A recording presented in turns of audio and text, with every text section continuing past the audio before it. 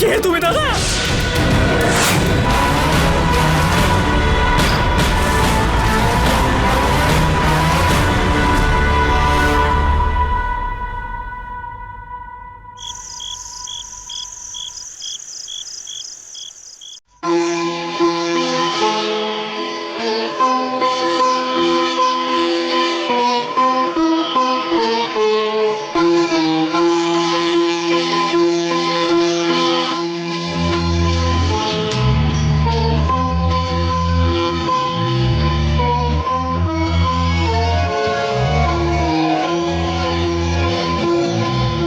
আমার প্রেমের তরি ভেসে গেল তোমার দরিয়ায়, নয়তো পথ চলা তো আমার আরো ছিল বাকি। হায়, আমি মাঝ দরিয়ায় দিক হারালাম, বাইতে গিয়ে দড়ি না পেয়ে কুল ভেসে বেড়াই, কি যে এখন করি। মাশাআল্লাহ, আমি তো আপনাকে শুধু আমার স্বামী হিসেবে পেতে চেয়েছিলাম, কিন্তু আপনি তো দেখছি একজন ভালো কবিও। আল্লাহর শপথ খেয়ে বলছি, কবিতার কও আমার আসে না, কিন্তু তোমার রূপ, তোমার চোখের দিকে তাকিয়ে এ অথবা আপনা থেকেই কেমন যেন কবি হয়ে গেল। আমার এত প্রশংসা শোনার অভ্যাস নেই, অহংকারী হয়ে যাওয়ার ভয় হয় যে। আর তাছাড়াও সানা দিদি যদি শুনে নেয় ওর খুব খারাপ লাগবে। সানা দিদির কেন খারাপ লাগবে শুনি? উনিও তো আপনার স্ত্রী, আর দুজন স্ত্রী থাকতে শুধু একজনকেই প্রশংসা করলে আর একজনের তো খারাপ লাগবেই। কথাটা তুমি ঠিকই বলেছ, ও আমার স্ত্রী, কিন্তু ওকে পছন্দ করেছিল আমার বাবা মা, আর তোমাকে পছন্দ করেছি আমি। তার চেয়েও বড় কথা, এখনো পর্যন্ত আমাকে সন্তান দিতে পারলো না। আর হ্যাঁ, আমি সবকিছু সহ্য করতে পারি, কিন্তু কেউ তোমার দিকে কুনজরে তাকায় এ আমি কখনোই সহ্য করতে পারবো না। নুরির এই সৌন্দর্য শুধু আমিরের জন্য, শুধু আমিরের জন্য।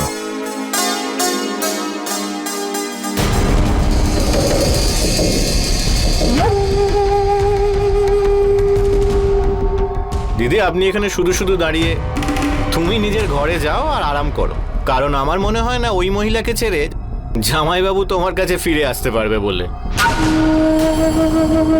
তোর মুখ বন্ধ রাখ ফ্যাজ, লজ্জা করছে না? না, আমি তোর বৌদি, নিজে তো কিছু করিস না আর আমাকে এসেছিস জ্ঞান দিতে। আমি কি করতে পারি সেটা তুমি খুব তাড়াতাড়ি বুঝতে পারবে।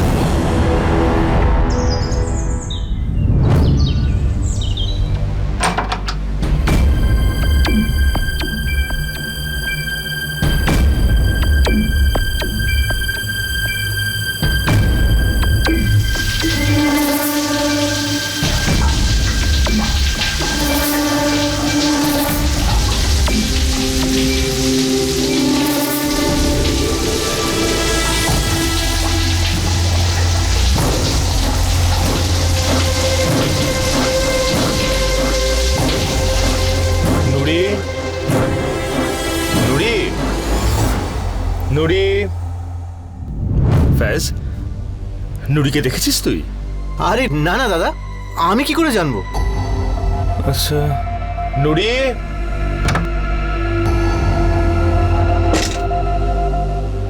বলো। আরে ওড়না কোথায় তোমার? আর এত সকাল সকাল স্নান করে নিলে যে বড়? আমার সকালবেলা স্নান করার অভ্যাস। তুমি জানো নিশ্চয়ই আমাকে অফিসে বেরোতে হবে। আমি তো তোমাকে এক্ষুনি ডাকতেই আসছিলাম, আমি এক্ষুনি খাবার বানিয়ে দিচ্ছি। আর তুই এখানে দাঁড়িয়ে রয়েছিস কেন? হ্যাঁ, গিয়ে একটু কাজকর্ম তো খুঁজতে পারিস, নাকি এইভাবেই বাড়িতে বসে থাকবি? তুমি দাঁড়িয়ে রইলে যে, যাও। আরে আরে, একটু সাবধানে। হ্যাঁ বাবা, এরকম যেন না হয়, চা পড়ে গিয়ে যেন তোর রূপ না নষ্ট হয়ে যায়।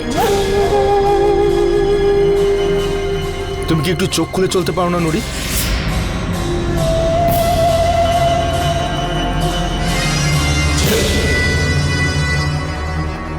নাও চা, আমি নিজে বানিয়েছি। আমি তোমার জামাটা বের করে রাখছি।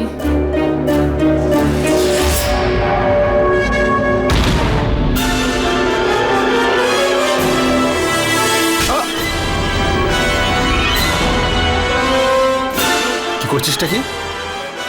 বেরো ওখান থেকে।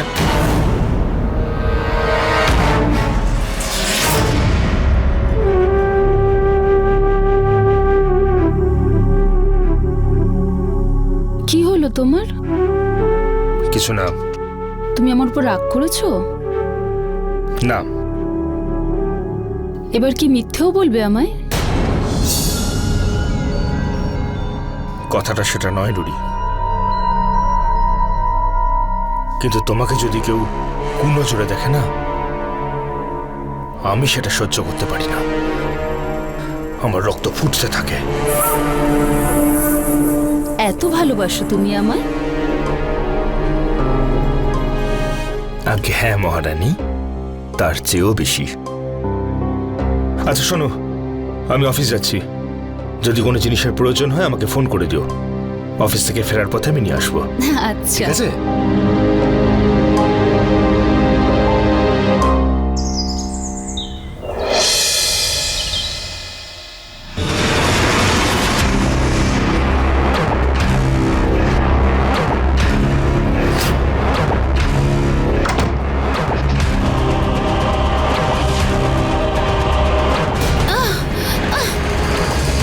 তুমি এটা কি অসভ্য তুমি করছো ফেজ?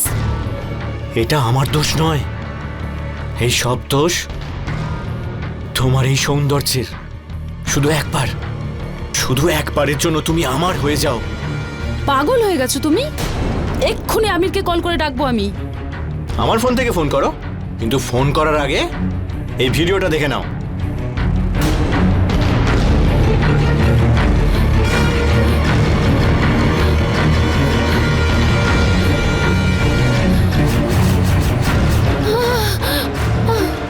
তুমি কি ভেবেছো যে মানুষ শুধুমাত্র এটাই সহ্য করতে পারে না যে কেউ তোমাকে শুধুমাত্র তাকিয়ে দেখুক?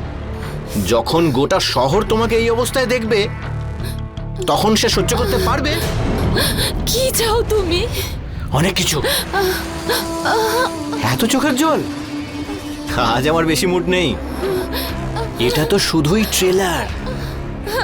বাকি মুভিটা যেদিন পুরো মুড হবে সেই দিন বানাবো। আর এইটুকু বুদ্ধি নিশ্চয়ই তোমার আছে যে এই গোপন কথাটা গোপনই রাখবে।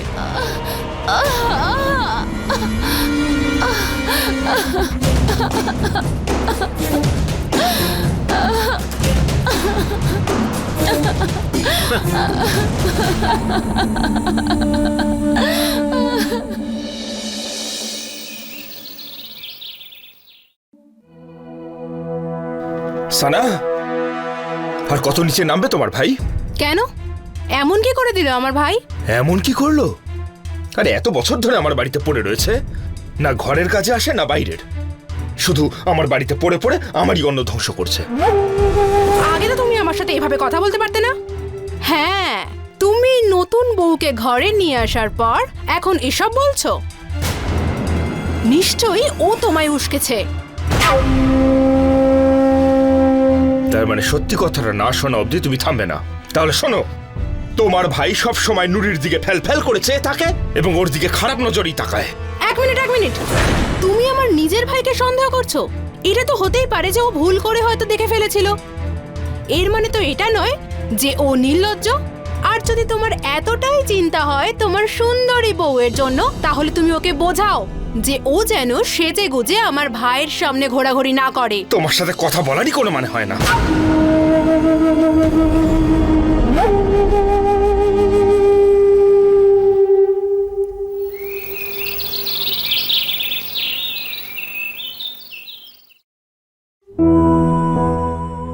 আসসালামু আলাইকুম বৌদিমণি। ওয়ালাইকুম আসসালাম।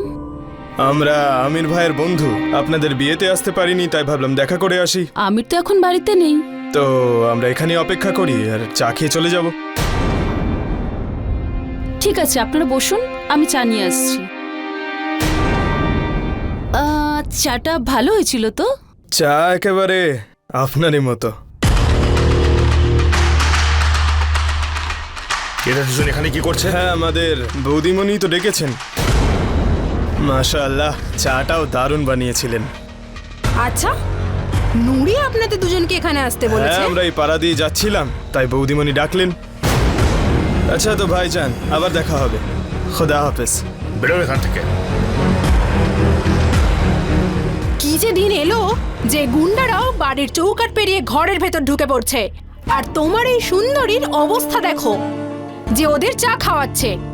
ওরা ওরা মিথ্যে কথা বলছে। আর একটা কথাও নয়। আমি ভাবলাম তোমার বন্ধু। তুমি কি করছিস শিশু? মাথায় বুদ্ধি নেই তোমার? আর তুমি আমার ভাইয়ের উপর দোষ দিচ্ছিলে। আর দেখো, তোমার সুন্দরী বউ রাস্তার গুন্ডাদের ঘরে তুলে নিয়ে এসেছে। হে আল্লাহ! সারা চুপ করো। তুমি জানো তোর বয়সটা কম, ছেলে মানুষই যায়নি ওর। এটা ছেলে মানুষই? আরে কি ভাবছো ওর সম্পর্কে তুমি? বাচ্চা নয় ও, সব জানে ও। তোমার বউয়ের সুন্দর রূপ তোমাকে পুরোপুরি অন্ধ করে রেখেছে। যে সুন্দর রূপের জন্য তুমি আমাকে ছেড়ে দিয়েছো না, সেই সুন্দর রূপই তোমার দুঃখের কারণ হয়ে উঠবে। সারা মুখটা একটু বন্ধ করো তুমি। তুমি তো শুধু নুরিকে কথা শোনাতে পারলেই খুশি। যাও ভেতরে যাও তুমি।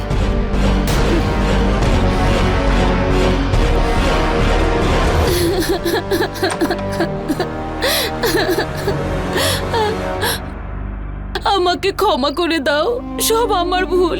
অবশ্যই এটা তোমারই ভুল। আরে কি প্রয়োজন ছিল ওরকম লোফার ছেলেগুলোকে বাড়িতে ডেকে এনে বসাবার? আরে বা রে বা, মা বাবা এইসব শিক্ষা দেয়নি তোমার? আর এদিকে সাজের বহর দেখো একবার। তুমি কোথাকার কথা কোথায় নিয়ে যাচ্ছ? আমার উপর সন্দেহ করছো? কথাটা সন্দেহ বা বিশ্বাসের নয় নুরি, কথাটা সমাজের এবং তাদের নজরের।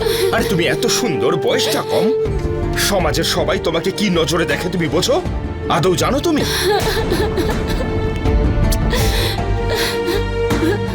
আচ্ছা শোনো, শান্ত হও এবার। আরে বাবা, ক্ষমা করে দাও আমাকে। আচ্ছা রুডি, শোনো শোনো, কালকে আমি তোমাকে বেড়াতে নিয়ে যাব। এবার তো একটু হাসি দেখি চাঁদ বদনটায়।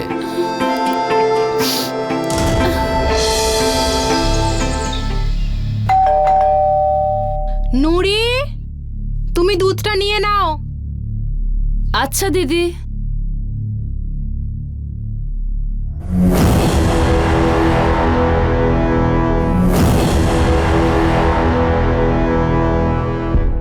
সত্যি কথা বৌদি, কারো নজর না লেগে যায়।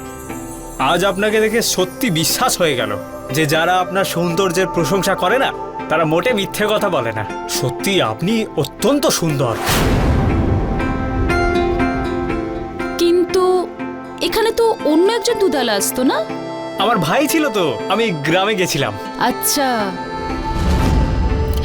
আরে আরে, আরে আমি আমি আমি পরিষ্কার করে দিচ্ছি বৌদি।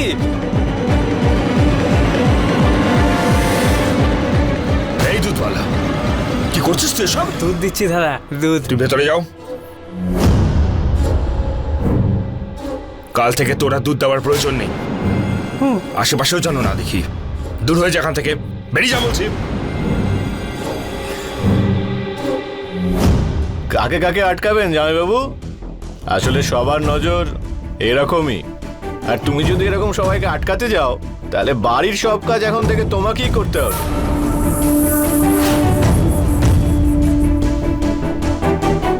তুই আমাকে শেখাবি বাড়ির কাজ কে করবে? এবার কান খুলে শোন, বাড়ির সব কাজ তুই করবি, আর কাল থেকে দুধও তুই আনবি, বুঝেছিস? দাদা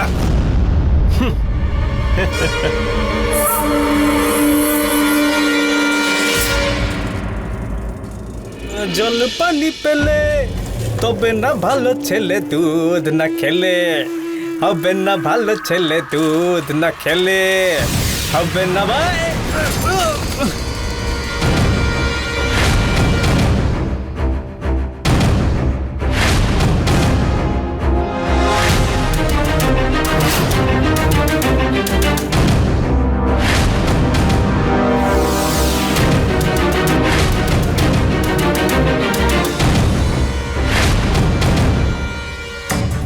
কে তুমি দাদা?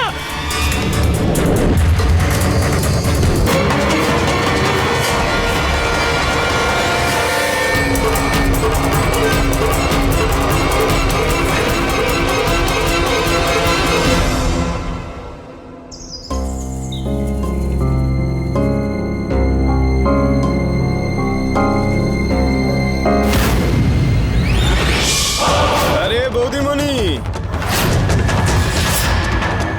কি ব্যাপার? আজ তো চাঁদ নিচে চলে এসেছে, কিন্তু শোনু, ঈদ তো এখন অনেক দেরি, তাই না? হ্যাঁ, কিন্তু বৌদিমণিকে দেখে নিচ্ছি তো ঈদ তো কালকেই হবে। কালকে ঈদ হবে না? দাঁড়া, তোর আজই এখানে আমি মহরম করে ছাড়বো। আরে আমির মিয়া, কলারটা ছাড়ো। আমার স্ত্রীর দিকে কুনজরে তাকাবি, অসভ্যতামি করবি, আর বলছিস কলার ছেড়ে দিতে? ছাড়। আল্লাহ দোয়াই ছেড়ে দাও ওকে। আজ বৌদিমণির জন্য তুই বেঁচে গেলি, কিন্তু আমির, তুই সোহেব খানের কলার ধরেছিলি, আর এর মূল্য তোকে দিতেই হবে। চল রে।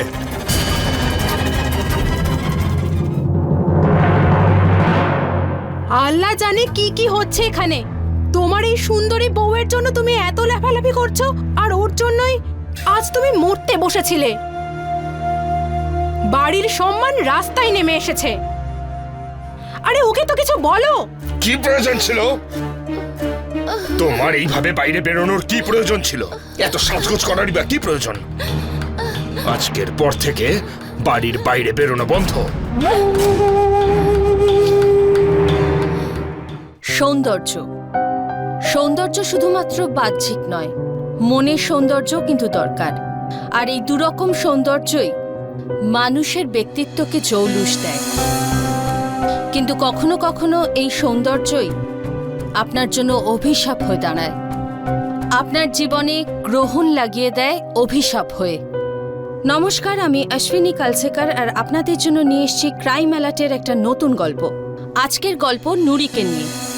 নুরির সৌন্দর্যই ওর জীবনের সবচেয়ে বড় অভিশাপ হয়ে দাঁড়িয়েছিল। নুরির এই সৌন্দর্যের জন্যই ও পেয়েছিল আমিরের মতো ভালোবাসার একজন মানুষ, ওর স্বামী। আর অন্যদিকে ওর সৌন্দর্যকে আশেপাশের লোকেরা অত্যন্ত নোংরা চোখে দেখত। আর তারপর নুরির সৌন্দর্যের জন্য ওর ওপর অত্যাচার করা শুরু হলো। সুন্দর হওয়াটা কি দোষের? কেন বারবার সাজা পাচ্ছিল নুরি শুধুমাত্র এই কারণে যে ও সুন্দর বলে? নুরির এই সৌন্দর্যই ওর ভবিষ্যৎ জীবনে কি নতুন তুফান আনতে চলেছে, আসুন দেখি। নুরি, আমি পার্লারে যাচ্ছি। রাতের খাবার বানিয়ে রেখো, আর ঘরের কাজকর্ম তো কিছু করে রেখো। সব সময় মহারানীর মতন বসে আছো। কি হলো দিদি? আমি কি কিছু ভুল করেছি? সতীন হয়ে আমার লাইফে এসেছে আর বলছে ভুল কি করেছি।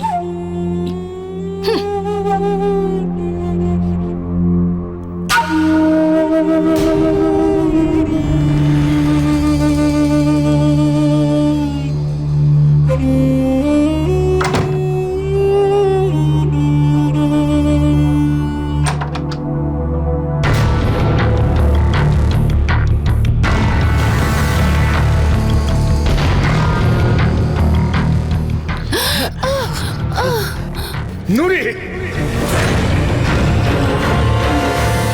অসভ্য বেহায়া মেয়ে ছেলে, এসব কি হচ্ছিল শুনি? আমার ভদ্রতার সুযোগ নিতে যেও না কিন্তু। তুমি এখন অবধি আমার ভালো রূপটাই দেখেছো, খারাপটা নয়।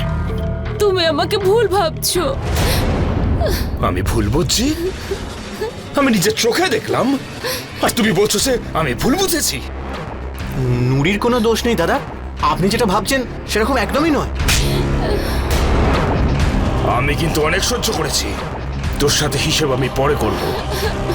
এখন এখান থেকে বেরো, বেরো বলছি, বেরো বেরো।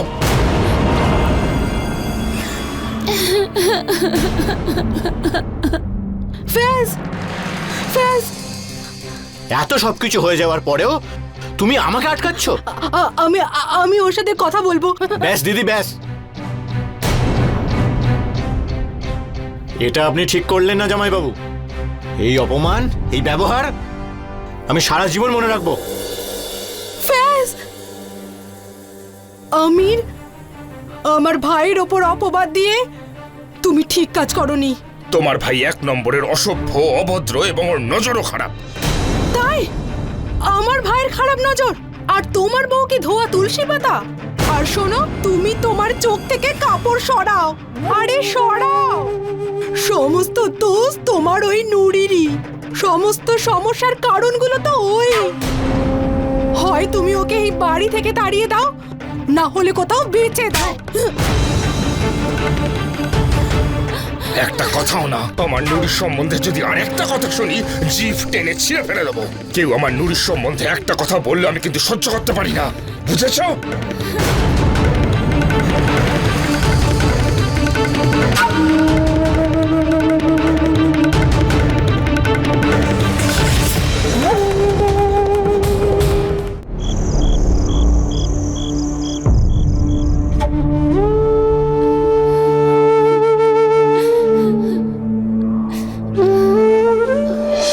তোমার এইভাবে বাইরে বেরোনোর কি প্রয়োজন ছিল?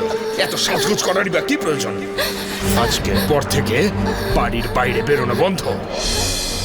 অসভ্য বেহায়া মেয়ে ছেলে। এসব কি হচ্ছিল শুনি? আমার ভদ্রতার সুযোগ নিতে যেও না কিন্তু। তুমি এখন অব্দি আমার ভালো রূপটাই দেখেছো, খারাপটা নয়।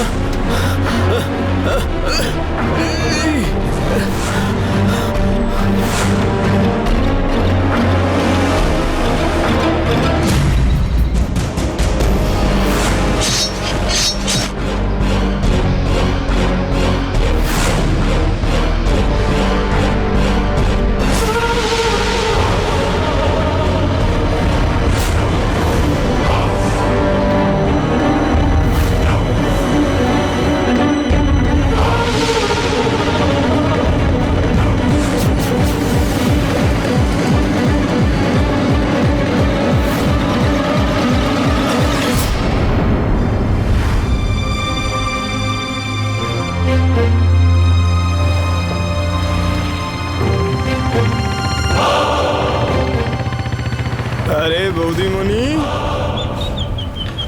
আপনি ভয় পাচ্ছেন কেন? সেই দিন কিন্তু আপনার জন্যই আমিরকে আমরা ছেড়ে দিলাম। আচ্ছা, একটা কথা বলবো? আজ আপনাকে বেশ সুন্দর দেখাচ্ছে। দেখুন প্লিজ আমাকে যেতে দিন। আরে চলে যাবেন, আগে একটু কথা তো বলুন। আরে আরে একটু কাছে প্লিজ আসুন। দিয়ে দিন, এরকম করবেন না। আমাকে দিয়ে দিন প্লিজ, প্লিজ এমনিতেও এরকম করবেন না। ওড়না ছাড়া আপনাকে দেখতে আরো বেশি ভালো লাগে। আমার খুব ভয় করছে, প্লিজ দিয়ে দিন আমাকে, আমার ওড়নাটা দিয়ে দিন। দিয়ে দেব।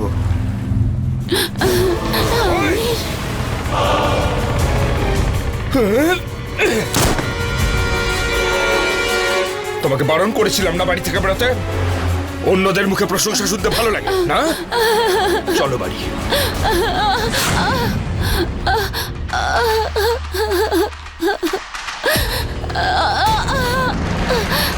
আজ এই ফয়সালাটা হয়েই যাক যে আমি তোমার কে। স্বামী। তাহলে যখন এটা জানোই যে আমি তোমার স্বামী, তাহলে আমার কথাগুলো কেন মনে থাকে না তোমার? কেন গেছিল ওই শোয়েবের সাথে দেখা করতে? আরে আরে, কি হয়েছে? আজ আবার কি হলো? একে তুমি পাঠিয়েছিলে?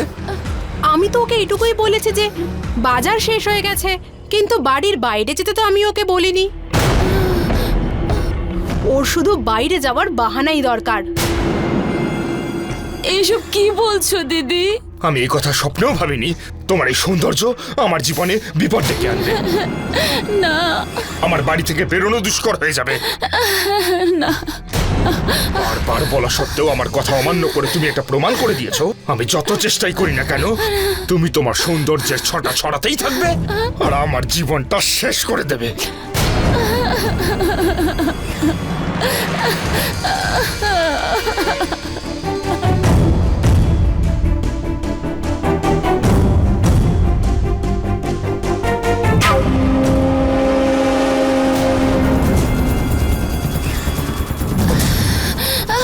নুরি,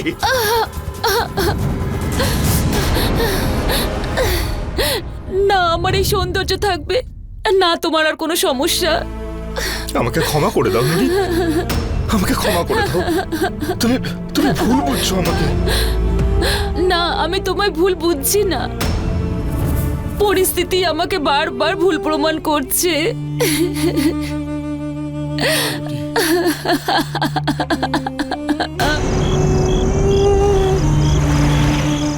এনে খা।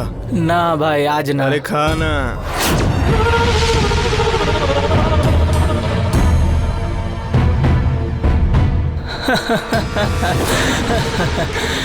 ঠিকই বলেছিস ভাই তুই।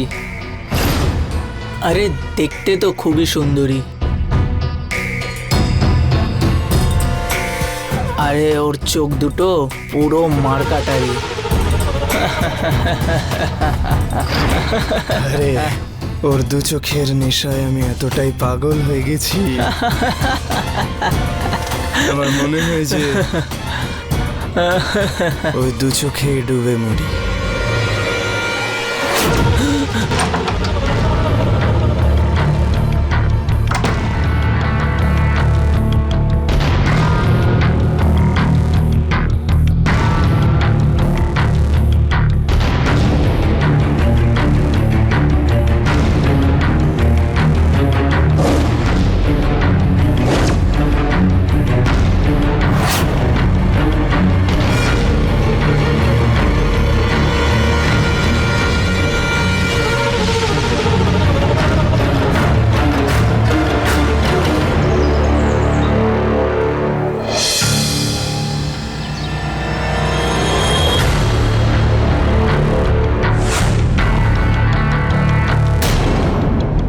হে আল্লাহ, তোমার হাতে এটা কি হলো? আরে কিছু হয়নি গো, বাস এই একটু হালকা কেটে গেছে। একটুখানি কেটেছে? আমির, এই দেখো। এটা কি আমির? এখানে কার রক্ত? কার রক্ত মানে কি? আমার রক্ত? আরে আমার হাতটা যখন কেটে গেল, আমি হাতের সামনে এই রুমালটা পেলাম, ওটাই বেঁধে নিলাম। তুমি তো বলোই নি তোমার কখন লেগেছে। খুব কষ্ট হচ্ছে না? আরে চিন্তার কিছু নেই, সেরকম কোনো চোট নয়, কদিনই সেরে যাবে। ঠিক হয়ে যাবে।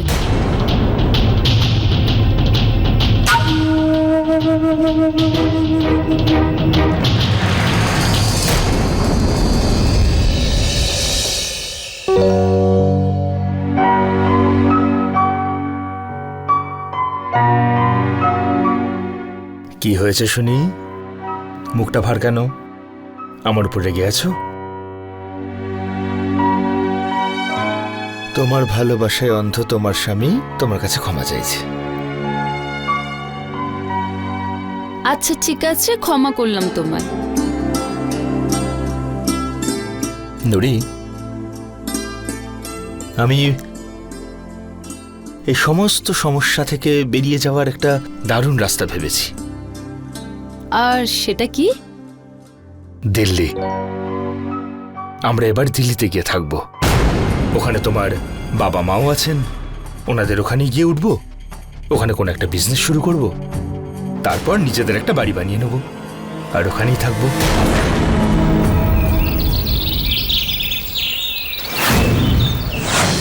তুই খুশি তো মা? হ্যাঁ মা, আমি খুব ভালো আছি। আল্লাহর অনেক দয়া যে আমি ওর মতো স্বামী পেয়েছি। আমির খুব ভালো। আমার শুধু কি হয়েছে? জানি না যা ভাবছি তা ঠিক কি না, কিন্তু আমার মনে হয় সানা আমাকে আর আমিরকে একসাথে দেখতে চায় না। দেখ মা, ঘরে দুটো বউ থাকলে এরকম হয়েই থাকে।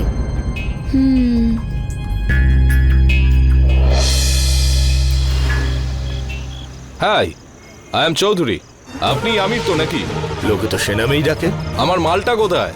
আরে চৌধুরী বাবু, মালও হাতে পাবেন, কিন্তু আগে অ্যাডভান্স তো ছাড়ুন। মাল পাওয়ার আগে অ্যাডভান্স দেবো না আমি। চৌধুরী বাবু, আমির আর আমিরের ব্যবসার একটা নিয়ম আছে যে আমির মাল দেওয়ার আগে সবসময় অ্যাডভান্স নিয়ে নেয়। অ্যাডভান্স দিন, মাল নিন। আচ্ছা, চৌধুরীর সঙ্গে চালাকি? এক্ষুনি তোকে শেখাচ্ছি ধান্দার নিয়মটা কি।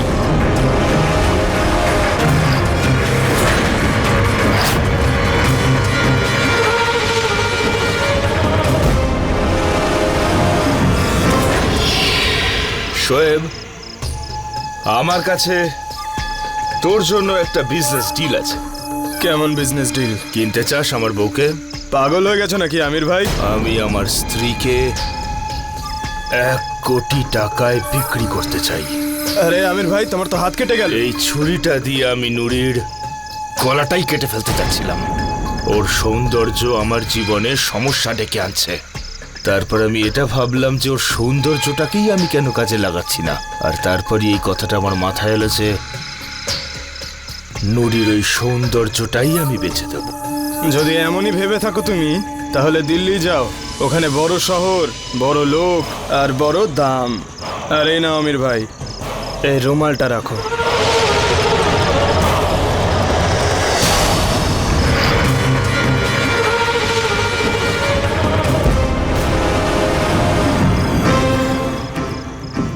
দেখ ভাই, যেটা ভুল সেটা ভুল। আর অ্যাডভান্স ছাড়া তোকে কেউ কি করে মাল দেবে? তুই আমির ভাইকে অ্যাডভান্স দে, কাল মাল তোর জায়গায় পৌঁছে যাবে। এখন যে এনেছি ভাই সেটাই দিচ্ছি।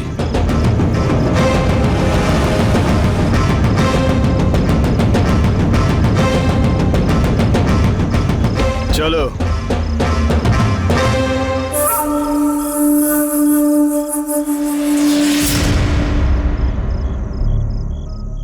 ধর শোয়েব, এই 10,000 টাকা নে আর ফুর্তি কর। আচ্ছা, তুমি কিন্তু বেশ চালু লোক। যাকে এতদিন তুমি ঝামেলা, বিপদ বিপদ ঝামেলা এসব বলতে, সেই ঝামেলাকে দিয়ে আজ টাকা রোজগার করছো। একটা কথা বলবো আমির ভাই, শয়তানের শয়তান যদি কেউ থাকে তাহলে সেটা তুমি। কিন্তু এটা তো আমাদের সবে রেসের শুরু। সাপও মরে গেল আর লাঠিও ভাঙলো না। যদি আমার কাছে 1 কোটি টাকা থাকতো, তাহলে নুরি এই সোয়েব খানের হতো। আরে মন খারাপ করিস না রে ভাই। আমাদের এই ব্যবসায় এখন এত কমিশন কামাবি, ওই কমিশন দিয়ে কোনো নুরির মতো দেখতে সুন্দরী কিনে নিবি আর বাকি জীবন আয়েশ করবি। যখন রক্ষকই ভক্ষক হয়ে যায় তখন মানুষ কি করবে? নুরির জন্য আমির ওর জীবন ছিল, কিন্তু আমিরের জন্য নুরি সমস্যা হয়ে দাঁড়িয়েছিল। যেই নুরিকে আমির বিয়ে করে বাড়িতে নিয়ে এসেছিল, যাকে আজীবন রক্ষা করবে কথা দিয়েছিল, সেই নুরির জীবনটা নষ্ট করতেই আমির উঠে পড়ে লেগেছিল। কারণ শুধু এটাই ছিল যে এখন আর আমির নুরির সৌন্দর্য নিতে পারছিল না। সবসময় এটাই দেখা গেছে যে পুরুষ নারীকে শুধুমাত্র ভোগ্যপণ্য হিসেবেই ভাবে, অথবা নিজের ইচ্ছে পূরণের সামগ্রী। আচ্ছা, এতটাই কি মুশকিল একজন নারীকে মানুষ ভাবা এবং তাকে সম্মান দেওয়া? আমির নুরিকে বিয়ে করেছিল শুধুই ওর সৌন্দর্য দেখে। আমির এটা কিছুতেই মেনে নিতে পারছিল না যে ওর বউকে কেউ নোংরা নজরে দেখুক। কিন্তু সেই আমিরই আজ নুরির সৌন্দর্যকে বিক্রি করে দেওয়ার জন্য তৈরি হয়ে গেছে। নুরি কি আদৌ জানতে পারবে তার স্বামীর নোংরা মানসিকতার কথা? নুরি কি সময় থাকতে নিজেকে বাঁচিয়ে নিতে পারবে? আসুন দেখে নি।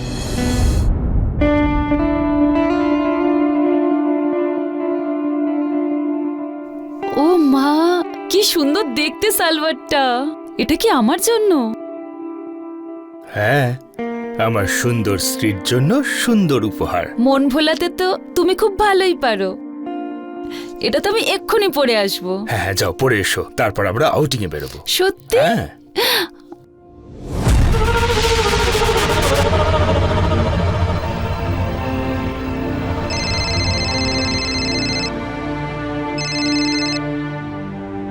সানা, কথাটা তুমি একদম ঠিক বলেছিলে। সুন্দর স্ত্রীকে বিয়ে করে আমি আমার জীবনের সবথেকে বড় ভুলটা করে ফেলেছি। কিন্তু এবার এই সুন্দর স্ত্রী আমাদের সকল সমস্যার সমাধান হয়ে উঠবে। আমাদের অর্থাভাব ওই এবার দূর করবে।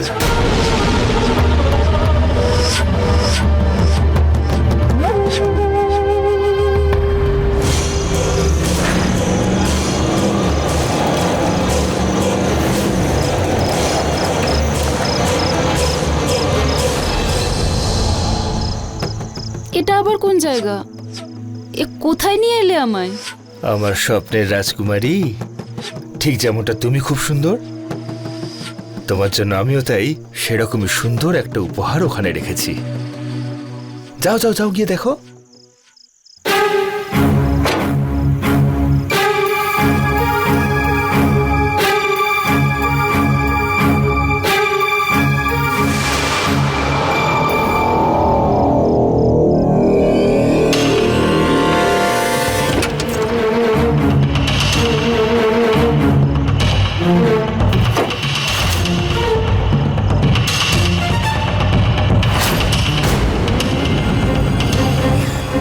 আমির, আমির, আমির, আমির দেখো, আমি কিন্তু এসব আর কি একদম পছন্দ করি না। এরম লুকোচুরি খেলো না আমার সঙ্গে।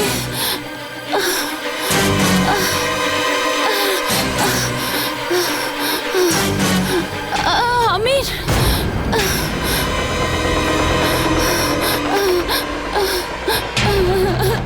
আমির,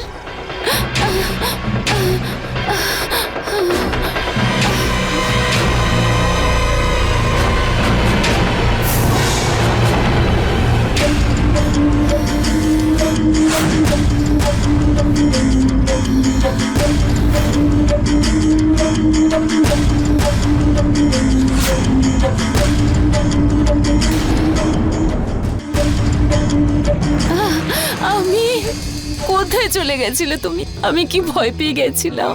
কেউ কারোর বউ কেরম ছেড়ে রেখে যায়? হ্যাঁ,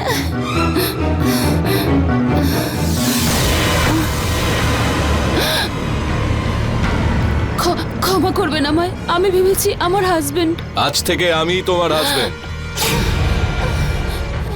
এসব কি বলছেন আপনি? ছাড়ুন আমায়। বেশি ছটফট করো না। আজ থেকে তুমি চৌধুরীর বউ নুরি বেগম। ছাড়ো আমায়।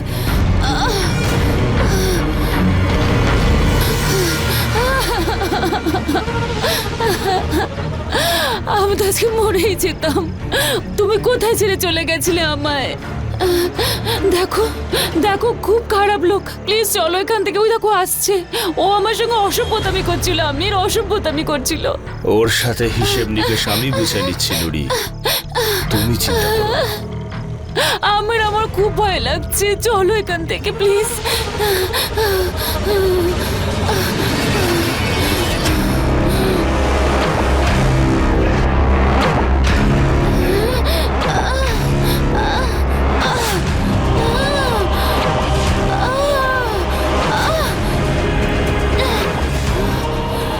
কি করছো আমির? বিক্রি করে দিচ্ছি তোমায়।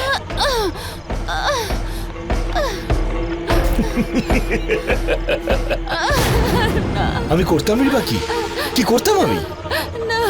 সব সময় সাজগোজ করে হিরোইন সেজে ঘুরে বেড়াতে তুমি। পাড়ার কোনো ছেলে তোমার থেকে চোখ ফেরাতে পারতো না। ওই দুধওয়ালাও সুযোগ নিতে ছাড়েনি। আমার শালাবাবু তোমার দিকেই তাকিয়ে থাকতো, তোমার দিকে কোন নজরে দেখতো।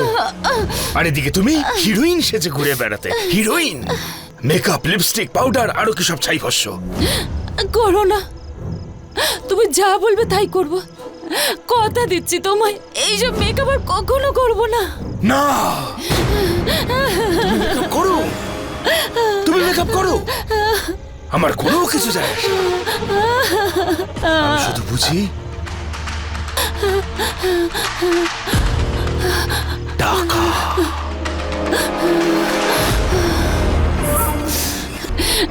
আমির, সালাম বৌদিমণি, কেমন আছেন? আমির না,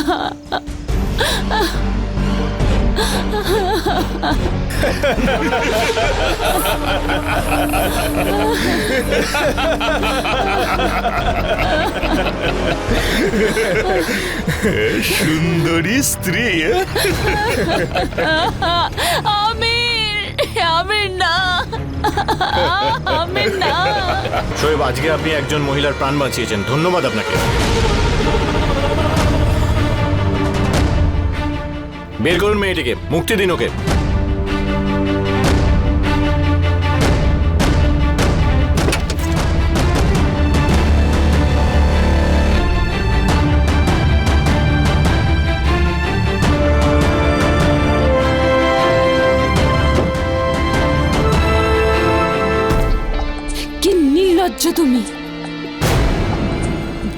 করছে আমার তোমাকে দেখে। তোমার মতো নীচ মানুষ আমি কখনো দেখিনি। এবার দেখো আমির, আমি আইনে সাহায্য নেব আর তোমাকে এমন শাস্তি দেবো যাতে কোনো স্বামী তার স্ত্রীর সাথে কোনোদিন আর এরকম করার সাহস না পায়।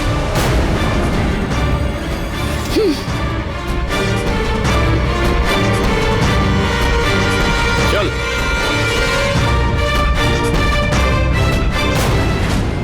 নুরি স্বপ্নেও কখনো ভাবতে পারেনি যে ওর সৌন্দর্যই ওর জীবনের শত্রু হয়ে দাঁড়াবে।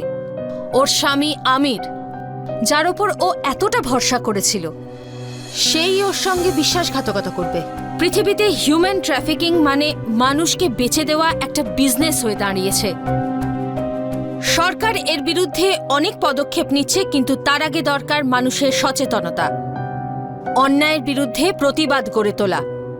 নুরি যদি সঠিক সময় আমিরের করা অত্যাচারের সঠিক প্রতিবাদ করত, তাহলে আজকে নুরিকে এই অবস্থায় পড়তে হতো না। আমিরকে তার স্ত্রীকে বেচে দেওয়ার এই চরম অভিযোগের জন্য গ্রেপ্তার করা হয়েছে, ওর জেল হয়েছে।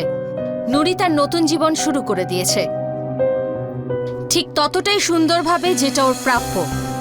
আমি অশ্বিনী কলসেকর আপনাদের থেকে বিদায় নিচ্ছি। দেখা হবে পরের এপিসোডে। ততক্ষণ দেখতে থাকুন ক্রাইম অ্যালার্ট, অন্যায়ের বিরুদ্ধে সোচ্চার।